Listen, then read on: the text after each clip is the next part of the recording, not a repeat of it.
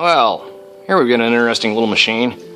This is a National Typewriter Company number 5. Little portable stainless steel doojobby. It's all chromy and shiny. This also came in a black, but hey man, this is the one that I found at the store. I didn't find a black one. Which, this one's not working. Only thing holding that carriage in the center is the margin release right now. And I'm actually about to box this thing up to send it to someone. The fellow bought it off of me because I've never gotten around to fixing it.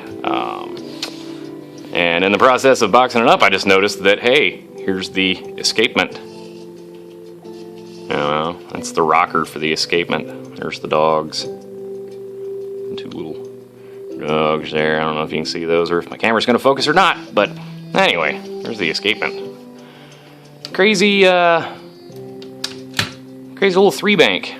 It's got a pretty cool arrangement for the shift and shift lock. Similar to the Corona 3. Hell, similar to just about any other 3-bank, really, in that respect.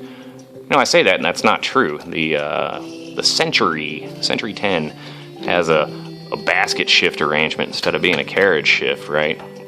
I'll have to do a video on one of those, too. Yeah, these are really pretty. Got a bunch of shiny stuff on there.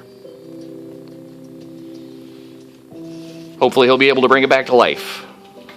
Cute little typer from 1920, I believe. National number 5. There you go.